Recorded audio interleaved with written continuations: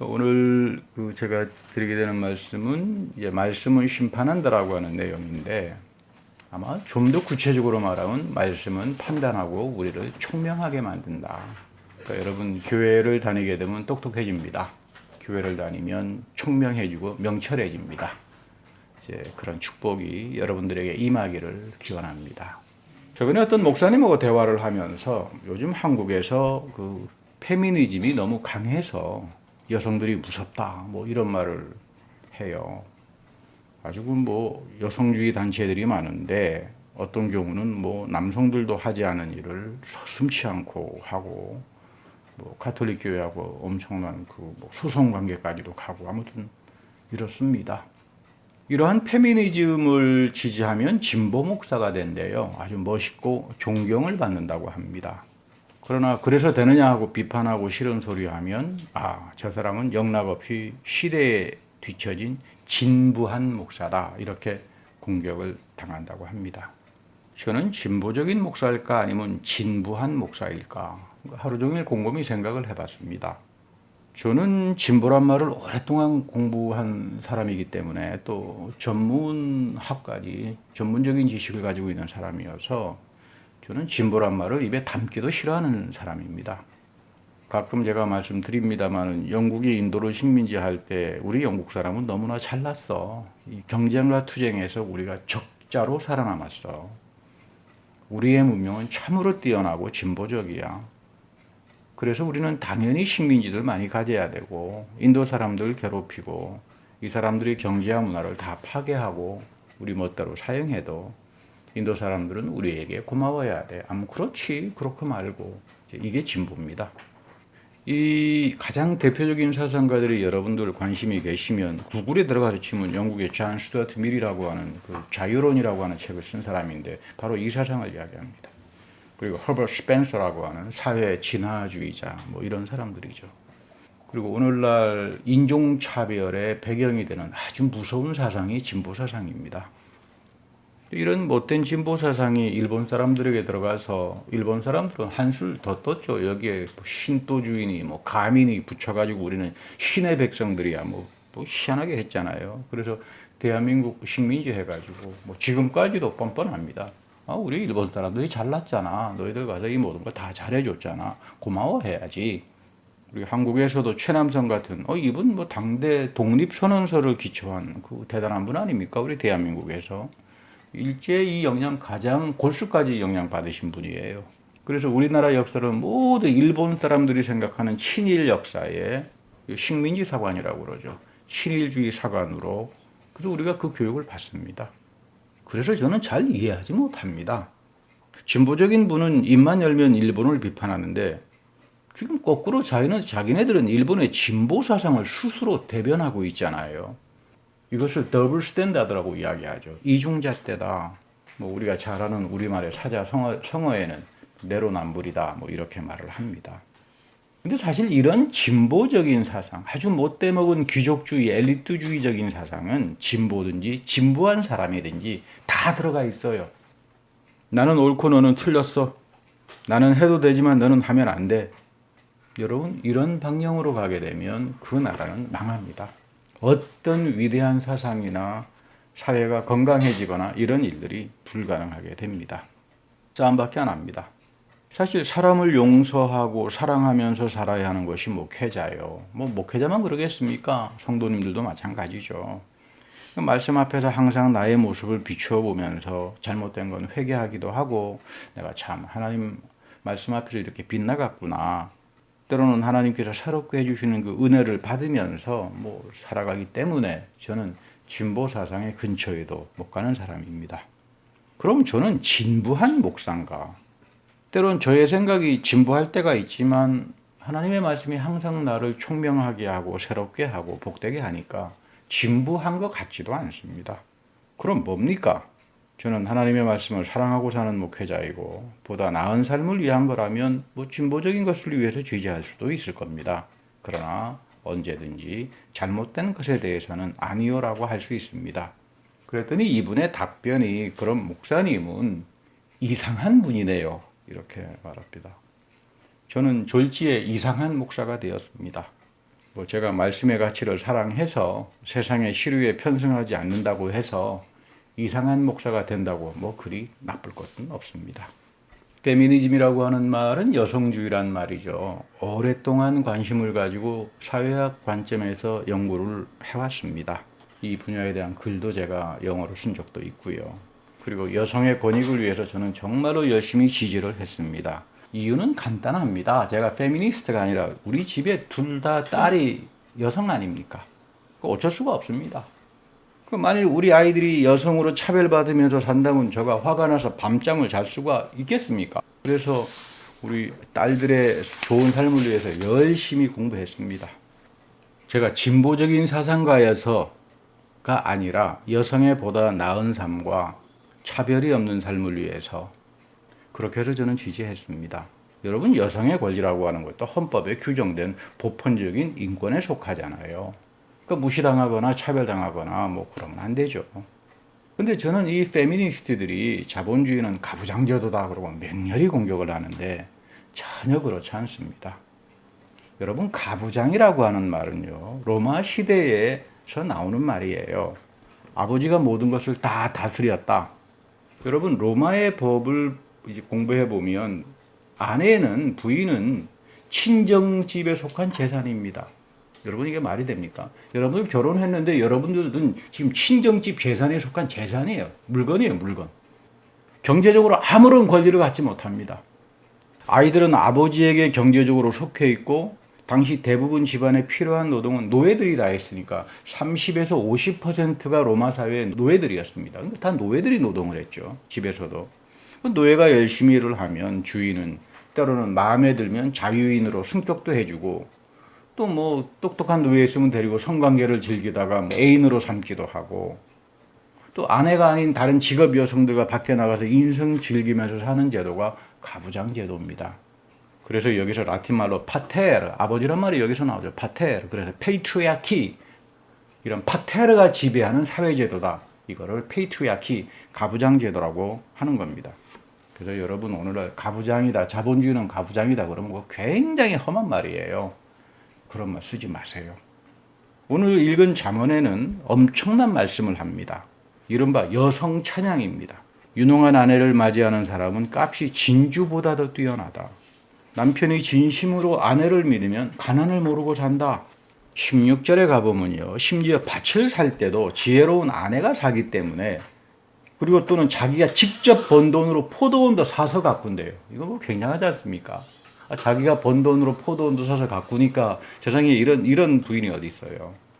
아주 먼 고대의 이스라엘, 이 솔로몬 시대에 이미 여성들은 경제 행위를 통해서 수입을 받았고 독립적인 경제 행위를 했고 돈도 스스로 사업을 하면서, 그래서 허리를 동여매고 억센 팔로 일을 한다 이런 말이 나오는데, 이미 여성들은 노동의 분업에서 동등하고 노동의 권리를 가지고 자기 수익을 얻어들였다라고 하는 걸 알게 됩니다. 가부장하고 전혀 틀린 이야기죠. 그런가 하면 가난한 사람을 돕기도 하고 온 식구를 홍색옷으로 따뜻하게 입히기도 하고 손수 자기의 이부자리를 만들어서 모시옷과 자주옷을 지어 입는다. 만능 여성 아니겠습니까? 이제 더 기가 막힌 거는요, 오늘 이건 26절 말씀이에요. 입만 열면 지혜가 저절로 나온대요. 여러분들 입만 열면 여러분들의 입에서 지혜가 저절로 나옵니까? 혀만 움직이면 상냥한 교훈이 쏟아져 나온대요. 여러분도 혀만 움직이면 상냥한 교훈이 쏟아져 나옵니까? 그래서 자식들이 일어나서 어머니 업적을 찬양하고 남편도 아내를 칭찬하고, 그래서 하는 이야기가 덕을 끼치는 여자들은 주변에 많이 있지만 당신은 모든 여자들 가운데 으뜸이요. 그래서 이 잠언의 마지막이 이렇게 끝납니다. 아내가 손수 거둔 결실은 남편이 빼앗지 말고 아내에게 돌려라. 아내가 이룬 공로가 성문 어기 광장에서 인정받게 하라. 저는 여러분들이 다 이런 분이라고 믿고 살아갑니다. 제가 할렐루야 안 하겠습니다. 여러분들이 혼자서 할렐루야 하십시오. 이 사실 잠언의 여성 찬양을 읽어보면 뭐 요즘 페미니스트들이 입만 열면 구약 성경은 가부장 시대야, 그러니까 다 해체해버려야 돼. 성경 전혀 모르는 사람들이죠. 성경이나 읽고 이런 말들을 하는 거. 지금 이런 사회, 잠언에서 말하는 이 여성의 사회는 오늘 우리 자본주의에서도 갖기 어려운 상황입니다. 저는 과연 잠언을 읽으면서 이런 여성이 세상에 있나 하고 생각을 해봅니다. 물론 어떤 한 개인의 여성도 있을 수 있겠지만 이런 그 여성 찬양에는 당대 여성에 대한 이념형 아이디얼 타입, 여성은 이런 사람들이야라고 하는 그게 담겨져 있다고 생각합니다. 하나님의 토라에 의해서 다스려지는 잠언 사회는 여성에 대한 그런 고귀한 이념형을 가지고 살았던 존중과 인정과 그 능력을 그대로 발휘하게 해주는 이런 토라의 말씀의 가치가 당대 고대 모든 가부장적인 사회 조직에 대해서는 아니라고 비판하면서 잠언 시대에는 말씀의 가치를 쫓아서 살아갔던 이 삶이 참으로 놀라운 그 이념형적인 그런 사회의 모습을 우리에게 가르쳐 준다고 볼 수 있습니다. 여러분, 이거 교회도 마찬가지 아닌가요? 교회는 뭐 여성들의 손에 의해서 다 이루어진다고 해도 과언이 아니지 않습니까? 물론 뭐 남성들도 계십니다만은 그만큼 봉사의 수고도 많이 하고 헌신도 많아서 한국 교회가 이만큼 온 거지요. 그리고 우리 여성 가운데서도 최고의 여성, 최고의 신부감으로 치는 사람이 누굽니까? 심성이 좋은 사람이라고 그러죠. 심성이 좋은 사람. 우리 성경식으로 말하면은 마음밭이 좋은 사람. 그렇잖아요. 남편이 무슨 말을 해도 옆에서 듣고 수긍하고 긍정하고 나도 그렇게 생각합니다. 그 말이 옳습니다. 심성이 좋은 사람들이잖아요. 근데 여성들이 토라를 배우면서 말씀 안에서 말씀의 가치가 나를 지배하고 그 말씀의 가치를 가지고 살다가 보니까 영혼이 온유해져요. 지혜가 생깁니다. 아름다움이 드러나기 시작합니다. 영혼이 맑아지고 우리는 이런 아름다운 여성을 가지고 사회가 구원을 받는 거죠. 저는 이 잠언의 여성들이 좀 대한민국에도 많이 나와서 그 사회를 밝게 해주고 아름답게 만들어주고 돈도 좀 많이 벌고 그렇게 해서 참 이 모든 사회의 발전의 성숙의 기초가 가정이잖아요. 이 가정이 좀 건강해졌으면 좋겠습니다. 우리가 사는 사회는 자본주의 사회는 아닙니다. 후기 근대 사회라고 말합니다. 그래서 우리는 후기 자본주의는 흔히 자본주의를 목축 높여가지고 비판하는 18세기 때 1800년대 산업자본주의, 자유방임주의 이거하고는 전혀 다른 체제를 살고 있습니다. 그러니까 자본주의는 가부장제도다. 틀린 말입니다. 로마 시대에 여러분 자본주의가 있었습니까? 로마는 노예제 사회입니다. 노예제 사회에서나 가부장이 있는 거죠. 우리가 살고 있는 후기 근대 사회는 법이 대단히 많이 발전돼 있어요. 로마 시대처럼 여성을 집안에서 어떤 권리도 갖지 못하도록 하는 법조항이 없어요. 그랬다가는 전부 다 감옥 갑니다, 남자들.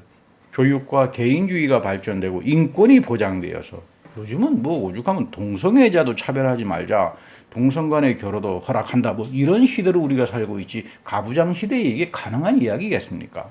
모두가 다 투표권을 가지고 자신의 정치적 권리를 행사합니다.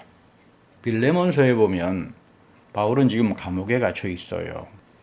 로마의 가부장 제도가 다스려지던 시대입니다. 이 로마의 가부장 제도를 알고 있으셔야 우리가 오늘 오네시모가 정말 혁명적인 사건이로구나. 이걸 우리가 피부로 알게 돼요. 이 구절에 보면 바울의 나이가 많이 되었다. 감옥에 갇혀 있다.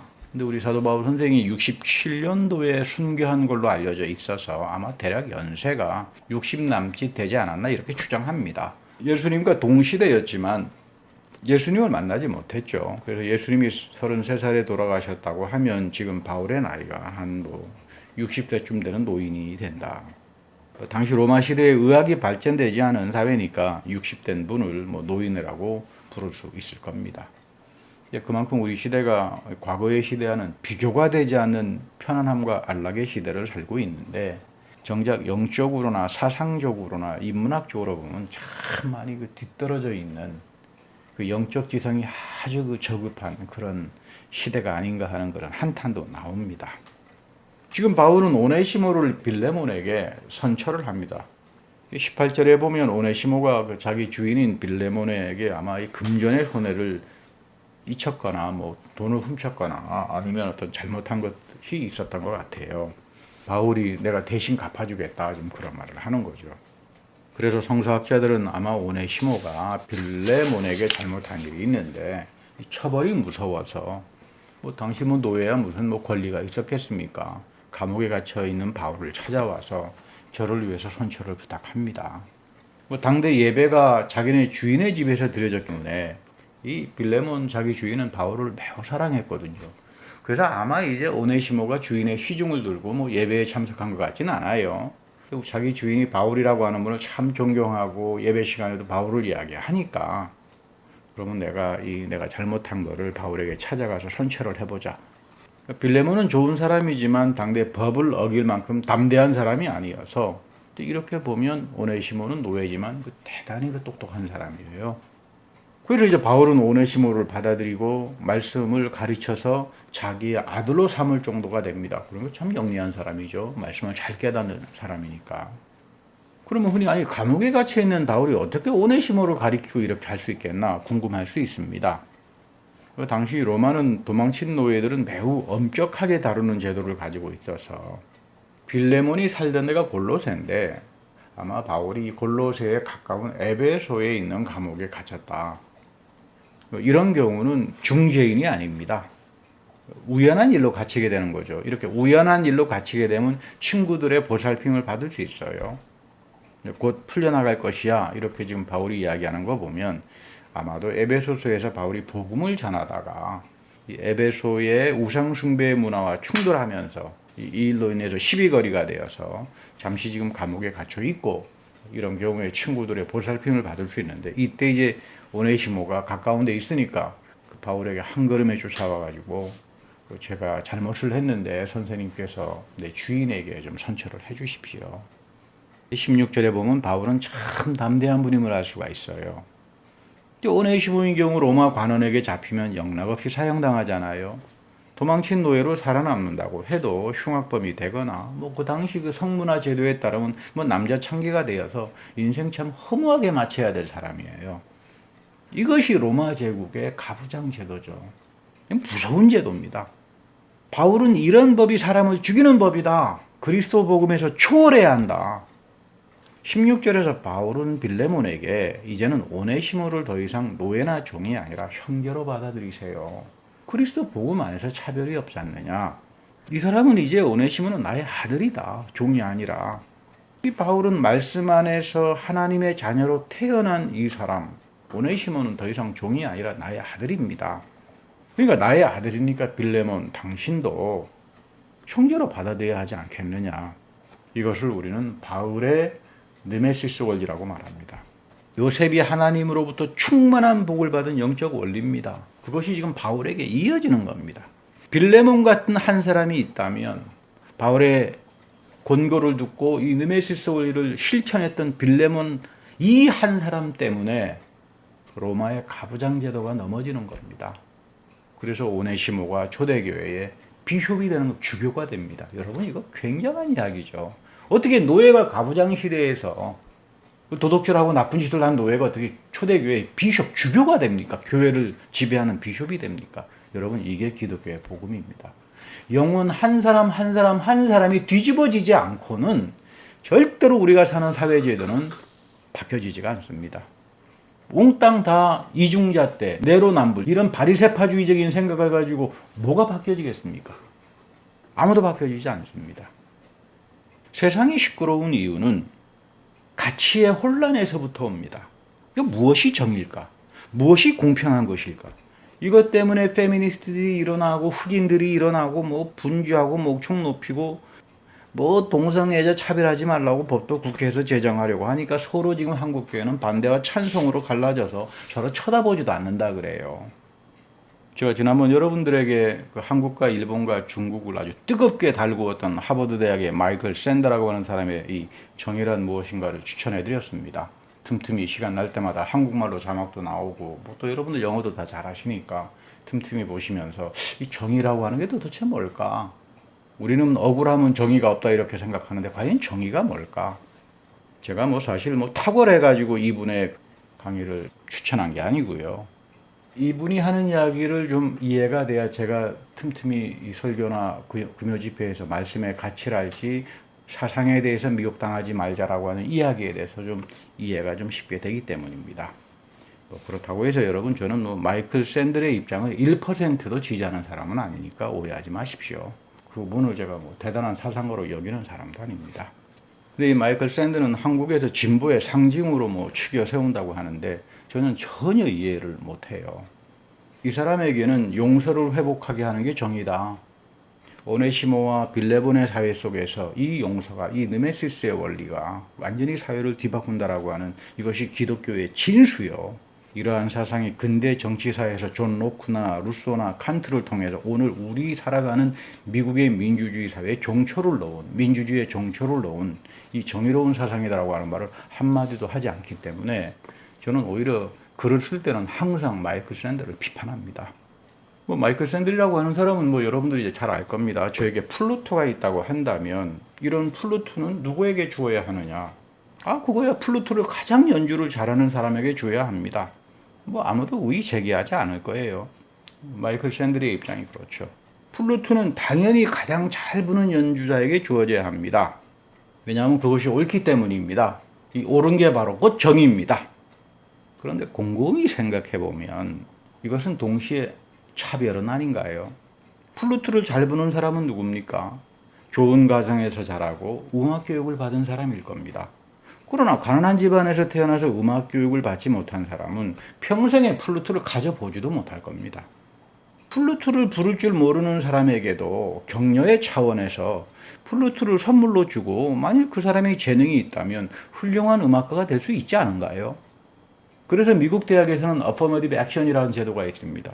긍정적으로 생각해 주자. 좀 성적이 좀 떨어져도 가난한 가정이나 백인에게 속하지 않은 인종의 자녀들에게는 이 비교 자체가 어렵지 않느냐. 아무래도 이제 혜택을 덜 받는 사람들이니까 이런 자녀들에게는 좀 혜택을 주어서 좋은 이런 대학을 들어갈 때 상위 5%나 10% 정도는 이런 좀 혜택을 줘서 격려를 좀 하자. 이것은 공공선입니다. common good. 공공선, 한 사회 안에서 너무 지나치게 특혜화가 되면 안 되니까, 너무 격차가 벌어지면 안 되니까 뒤처진 사람에게 주는 격려죠. 물론 이러한 제도를 부당하다고 공격하는 사람들도 있습니다. 그러나 이런 제도는 일반적으로 시민사회의 공공선을 유지하는 정의다 이렇게 말합니다. 그래서 여러분 사회보장연금도 제도화가 되는 거죠. 공공선입니다. 공공선이 정의죠. 그런데 여러분 이런 것을 비판하는 마이클 샌델은 대한민국에서 진보의 상징으로 불려져야 되고 공공선을 위해서 일하는 사람들은 이상한 사람으로 여겨져야 합니까? 이것을 저는 사상의 혼란이라고 부릅니다. 그래서 바울은 우리에게 끊임없이 미혹하게 하는 사상에 대해서 말씀의 가치를 가지고 영적 투쟁을 하라 그 이야기를 하는 겁니다. 우리가 하나님 말씀을 배우는 것은 하나님이 사랑하는 가치를 배우는 겁니다. 그 가치를 가지고 세상을 보고 사는 거죠. 이것만이 우리의 삶을 복되게 하고 이것만이 우리를 하나님의 은혜의 삶으로 인도하고 오히려 그렇기 때문에 이 말씀 때문에 저는 가부장제도를 인정하는 것이 아니라 비판할 수밖에 없는 겁니다. 말씀 때문에 나는 아니요 라고 이야기할 수밖에 없는 겁니다. 그런가 하면 비판은 말로 끝나는 겁니까? 영혼 한 사람 한 사람이 빌레몬처럼 말씀의 가치에 순종하여 살다가 보면 이런 느메시스의 원리가 사회를 다 뒤집어 놓는다 이 말이에요. 이런 사람들에게 바울은 지금 범사에 하나님의 선하심이 나타나는 거다 그 이야기를 하는 겁니다. 로마서 8장 28절에서 하나님이 사랑하는 사람들 모든 일이 서로 합력하여서 선을 이룬다는 말은 바로 이걸 말합니다. 여러분들이 말씀의 가치를 가지고 살아보세요.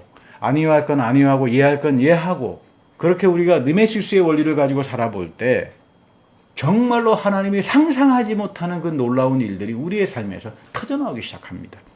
이 말씀은 내가 실패해도 성공해도 다 하나님의 뜻이야. 은혜 안에서 만사 오케이야. 지금 이런 말이 아닙니다. 우리는 이렇게 살 수도 없습니다.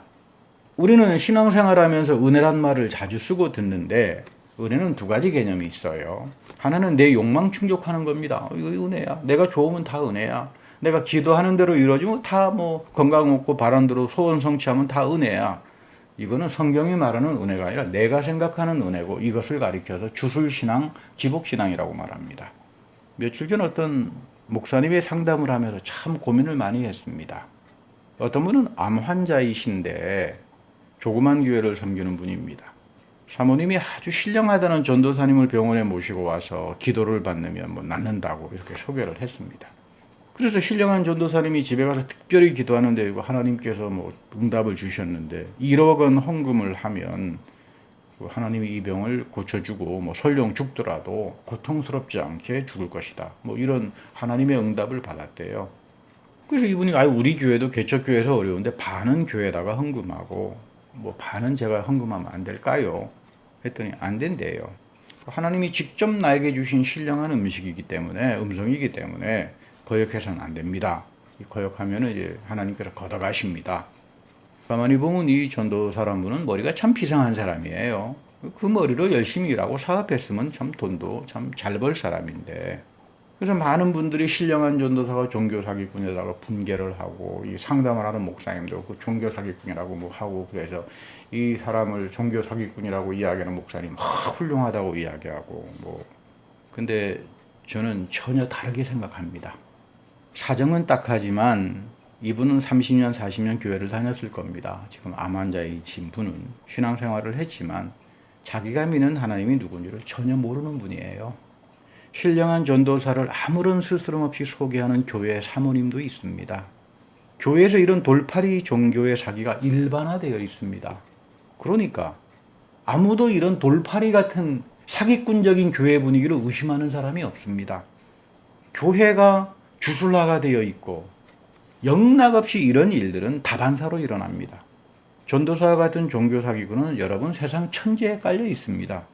교회가 주술화가 되는 거를 더 걱정해야 됩니다.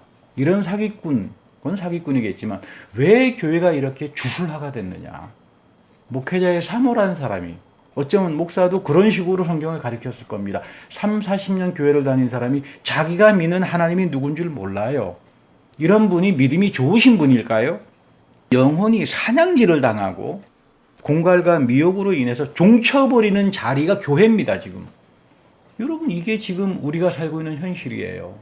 우리 모두가 다 회개해야 되는 문제예요, 이 부분에 대해서. 왜 교회가 주술라가 됐고 이런 엉터리 종교 사기꾼이 사모를 통해서 횡행거려야 되고, 도대체 우리가 지금 살고 있는 이게 교회가 맞느냐, 아니면 발람주의가 넘쳐가지고 우리는 전부 다 사탄의 자녀들이 되고 앉아있느냐. 여러분, 이거 우리가 회개해야 됩니다. 말씀이 죽어버린 거예요.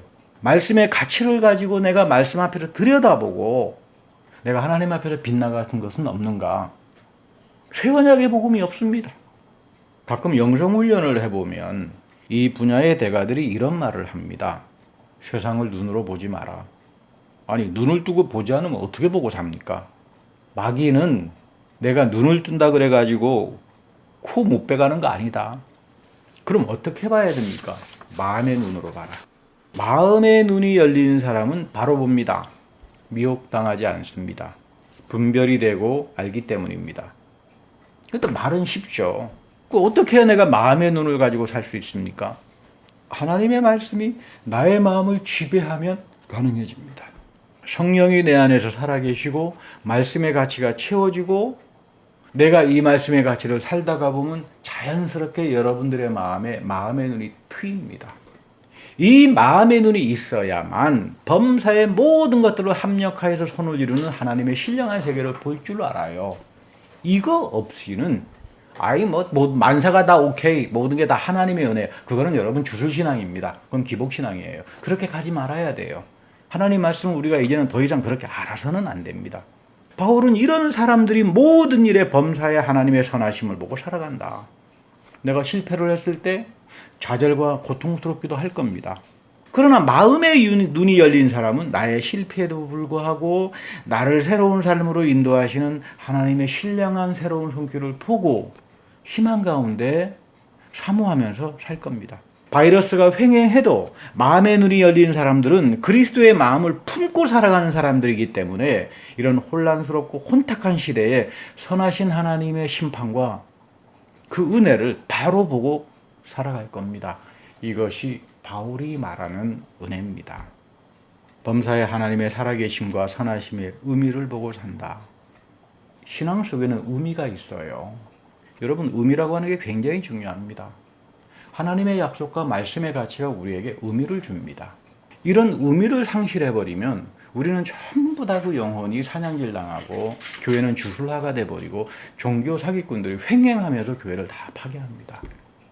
이거 여러분 붙들고 항상 하나님의 말씀이 나를 심판한다. 하나님 말씀 앞에서 내가 비춰보는 인생을 산다. 이 생각을 가지고 여러분 살 수 있어야 할 겁니다. 솔제니친이라고 하는 분의 글을 읽어보면 이분의 글의 그 수용소에서 제일 힘든 고역이 사람들에게 삽을 주고 하루 종일 땅을 파라고 합니다. 그 다음 날은 파는 땅을 메꾸라. 같은 일을 반복하다가 보면 사람들이 미쳐버린대요. 그러지 않겠습니까? 뭐 같은 일을 기계적으로 반복시키니까 아무런 뜻도 없이 동물처럼 기계적으로 일을 시키면 그 살아남을 사람이 없어요. 인간은 의미를 추구하는 존재다 그 말입니다. 그런데 조만간에 적의 공격이 있을 터이니까 참호를 잘 파서 준비하라. 그러면 뭐 열심히 참호를 파고 준비하고 뭐 명령하지 않은 것도 자기 생명을 지켜야 되니까 열심히 합니다. 여러분, 땅을 파는 행동은 똑같은 행동입니다. 그렇지 않습니까? 그러나 의미가 있기 때문에 나의 행동에 가치가 생기고 열심히 생기는 겁니다. 하나님 말씀도 똑같은 거예요. 하나님의 말씀의 가치를 실행에 옮기면서 빌레몬처럼 살아갔던 사람들, 요셉처럼 살아갔던 사람들에게는 그 엄청난 축복의 의미가 터져나오기 시작합니다. 그러나 우리가 하나님의 말씀을 배우지 못하고 말씀의 의미를 배우지 못하고 새 언약의 의미를 알지 못하면 우리는 끊임없이 주술과 종교 사기꾼들에게 그리고 교회도 다 넘어가 버리고 맙니다. 성경에서 말하는 의미는 하나님의 약속이고 이 약속이 그리스도 안에서 우리에게 새 언약의 의미로 왔습니다. 이것이 이루어지는 현장이 예배드리는 현장입니다. 그래서 여러분 이 예배를 사랑하고 이 광야의 교회를 사랑하고 참여하는 여러분들에게 이것을 붙들고 사는 사람들에게 모든 혼란스러운 세상 속에서 여러분들의 삶을 지혜롭게 복되게 아름답게 잠언에 나오는 그 놀라운 축복이 여러분들의 인생에도 함께하기를 기원합니다. 다 같이 기도하겠습니다. 하나님, 주님의 말씀은 심판하고 우리의 빗나감을 새롭게 하고 우리를 회복하게 하길 원합니다. 빌레몬처럼 말씀의 가치를 가지고 살며 세상과 타협하거나 부안해동하는 것이 아니라 내 몸을 영적인 사랑하는 하나님의 산제사의 예배의 삶으로 드리며 우리가 이 말씀의 가치와 의미를 지키고 살아갈 때 살아계신 하나님의 그 풍성한 축복과 이 세상을 뒤바꿔 놓는 하나님의 기이한 역사가 우리 생명말씀 교인들 한 개인 개인의 영혼 속에서 터져나오게 하여 주옵소서. 우리 구주 예수 그리스도의 이름으로 감사하며 기도드립니다. 아멘.